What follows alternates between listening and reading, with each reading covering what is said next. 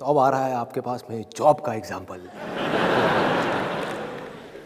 अब इसमें देखो, जो चीज़ मैंने अभी आपको बताई उसी को जॉब के एग्जाम्पल में रिलेट करो। दो एक्सट्रीम्स हैं, एक है नेगेटिव थिंकिंग। आप इंटरव्यू देने के लिए जा रहे हो और पहले ही क्या सोच रहे हो अपने माइंड के अंदर कि यार मेरा तो होगा ही नहीं, मैं 4 बार गया इंटरव्यू देने के लिए तब भी मेरा नहीं हुआ, मेरी तो किस्मत ही ख़राब है, मुझे तो नौकरी मिल ही नहीं सकती, मेरी तो शक्ल देख करके मुझे अंदर नहीं घुसने देते, पहले ही बाहर निकाल देते हैं, 4-4 घंटे वेट कराते हैं। ऐसी चीज़ें आती हैं दिमाग में। ये हो गया एक एक्सट्रीम, मतलब कि नेगेटिव थिंकिंग। ये तो भाई आपको ख़त्म करेगी ही करेगी, इसमें कोई डाउट ही नहीं है, ये आपको अंदर से खोखला कर देगी। दूसरी एक्सट्रीम जिसको लोग पॉजिटिव थिंकिंग बोलते हैं, जो सिर्फ एक विशफुल थिंकिंग है, पॉजिटिव थिंकिंग नहीं है। वो क्या है? Unrealistic wishful thinking. कि मैं जा रहा हूं ये इंटरव्यू देने के लिए, 4 बुक्स पढ़ी, मोटिवेट हो गए, मेरे सेशंस देखे, एकदम से मोटिवेट हो गए, एनर्जी बढ़ गई। सेशंस में जो मैं बोल रहा हूं उसकी गहराई तक नहीं गए, बस ऊपर ऊपर से सुन लिया, ऊपर ऊपर से सुन लिया। मैं कहता हूं ना, चीज़ों को छोड़ो, चीज़ों को नहीं छोड़ा, चीज़ों को ही पकड़ लिया। मैं कहता हूं काम को पकड़ो, काम को छोड़ दिया, काम नहीं किया उस इंटरव्यू के लिए। और किसको पकड़ा? रिजल्ट को पकड़ लिया, आउटकम को पकड़ लिया। क्या दिमाग में भर दिया कि मैं जा रहा हूं ये इंटरव्यू देने के लिए और ये जॉब हर हालत में मुझे मिलेगी ही मिलेगी। है ना एटीट्यूड, कॉन्फिडेंस है ना पूरा? बढ़िया है, बहुत बढ़िया है। ऐसा अगर कोई बंदा मुझे आकर के मिलेगा ना, मैं उससे पूछूंगा क्यों भाई, तुझे क्यों मिलेगी? बाकी के जो 100 लोग आ रहे हैं वहाँ पे, वो क्या टाइम पास के लिए आ रहे हैं? वो दूसरे ग्रह के हैं, वो 5वीं फेल है, उनके पास डिग्री नहीं है, उनके पास डिप्लोमा नहीं है, उन्हें जॉब नहीं चाहिए, उनकी फैमिली में कोई प्रॉब्लम्स नहीं है, उन्हें पैसा नहीं चाहिए। तुझे ही क्यों मिलनी चाहिए? उनको क्यों नहीं मिलनी चाहिए? वो बेवकूफ़ हैं जो वहाँ पर आ रहे हैं इंटरव्यू देने के लिए, उनके पैसे नहीं लग रहे बस की टिकट के वहाँ तक आने के लिए, उन्हें क्यों नहीं मिलनी चाहिए?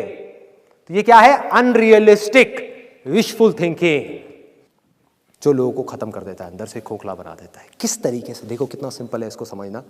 अगर आप अपने दिमाग में बोलते जाओगे कि नौकरी मुझे मिलेगी मिलेगी मिलेगी मिलेगी मिलेगी, तो क्या होगा? टेम्पररी बेसिस पे आपका कॉन्फिडेंस बढ़ जाएगा। मैं ये नहीं कह रहा नहीं बढ़ेगा, बढ़ जाएगा भाई, बहुत बढ़ जाएगा, और जरूरत से ज्यादा बढ़ जाएगा। जैसे अंडर कॉन्फिडेंस खराब है तो ओवर कॉन्फिडेंस भी उतना ही खराब है। किस तरीके से? आपका कॉन्फिडेंस इतना बढ़ जाएगा कि आपको विश्वास होने लग जाएगा कि यार ये तो नौकरी मुझे मिलेगी ही मिलेगी। और जैसे ही आपको बिलीफ हुआ, जैसे ही आपके अंदर से आया कि मुझे नौकरी मिलेगी या मिलने ही वाली है या मिलनी है, तो क्या होगा? उसके बेस पे ऑटोमेटिकली सपनों का महल खड़ा होना शुरू हो जाएगा कि अच्छा ये कंपनी है, कितनी बढ़िया कंपनी है। देखो जब मेरा यहाँ पे सिलेक्शन हो जाएगा तो मैं जा करके ये करूँगा, मैं वो करूँगा, मैं जा करके अपनी एक बाइक खरीदूँगा, उस पैसे से मैं ये बनाऊँगा वो बनाऊँगा। प्लानिंग होना शुरू हो जाएगी। होता है ऐसा? दिमाग चलना शुरू हो जाता है और ये सेकंड्स में चलता है।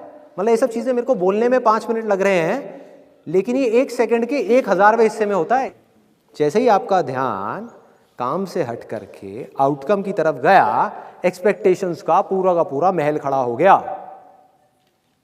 वो होना ही होना है। और उस महल के साथ में क्या खड़ा होएगा? उसके साथ साथ ही ये दोनों चीजें साथ साथ होती हैं।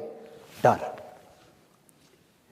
कि अगर ये महल टूट गया तो क्या होगा, आना ही आना है।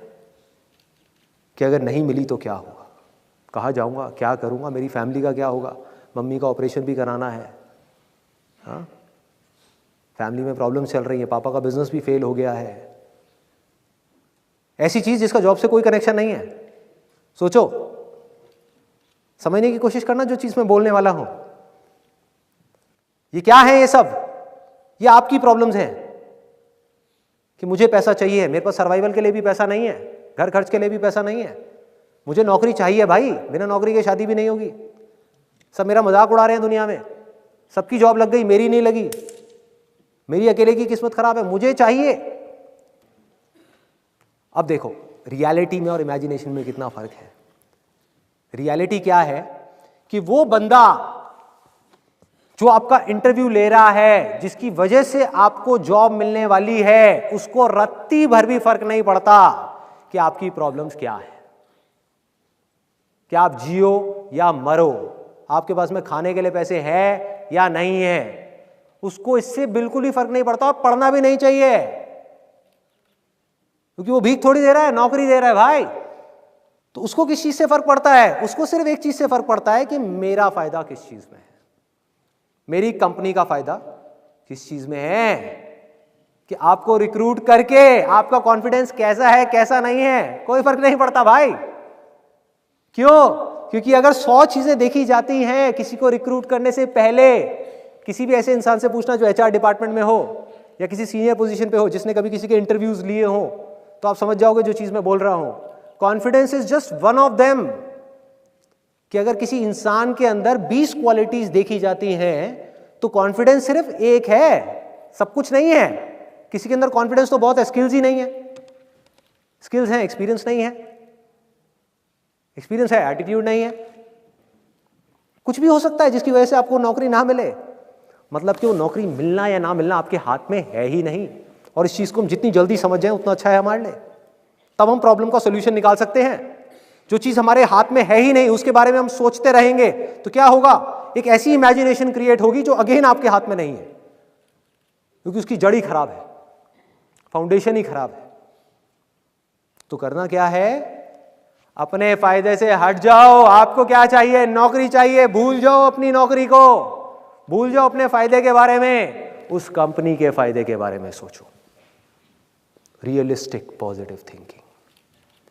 जिस कंपनी में इंटरव्यू देने के लिए जा रहे हो, अब आप कुछ ऐसा करने वाले हो जो बाकी के 100 लोग नहीं कर रहे। बाकी के जो 100 लोग हैं वहां पर, वो भी नौकरी मांगने के लिए आ रहे हैं। आप क्या कर रहे हो? आप नौकरी मांगने के लिए नहीं जा रहे। आप उस कंपनी के ऊपर स्टडी कर रहे हो, देख रहे हो उस कंपनी के प्रोडक्ट्स और सर्विसेज क्या हैं, उसकी वेबसाइट को स्टडी कर रहे हो। जो जॉब प्रोफाइल है आपकी, जिसके लिए आपको बुलाया जा रहा है, उसको स्टडी कर रहे हो। उसको समझ रहे हो कि किस तरह का रोल आपको देने की बात की जा रही है, और अपनी स्ट्रेंथ्स के अकॉर्डिंग आप देख रहे हो कि उस जॉब प्रोफाइल में आप किस तरह से फिट हो सकते हो, क्या ऐसा कर सकते हो जिससे कि उस कंपनी का कुछ फायदा हो। ये सब चीजें आपको बोलने की जरूरत नहीं है। अगर ये सब आपने रिसर्च ही कर ली और अपने माइंड में जाकर के बैठ गया तो आपकी आंखों के अंदर ये सब चीजें नजर आएंगी सामने वाले बंदे को। मतलब आप कहां गोल सेटिंग कर रहे हो, कहां काम कर रहे हो? वो काम जो अभी करना है। और जब आप जॉब इंटरव्यू देने के लिए जा रहे हो, जब उस कमरे में एंटर करने वाले हो, तो आप क्या सोच रहे हो? देखो वहां पे जो बाकी के लोग हैं वो दो ही चीजें सोच सकते हैं। या तो ये डरे हुए होंगे ज्यादा से ज्यादा लोग वहां पर कि पता नहीं मुझे मिलेगी नहीं मिलेगी, मिलेगी नहीं मिलेगी, बकवास। जिसके अंदर पहले ही इतना डर आ गया उसके मिलने के चांसेस वैसे ही कम हो गए। दूसरे होंगे जो बैठ करके सोच रहे होंगे हाँ मुझे ही मिलेगी, मुझे ही मिलेगी, मुझे ही मिलेगी। क्यों मिलेगी? कोई वजह ही नहीं है। तो फिर आप क्या कर रहे हो उस समय?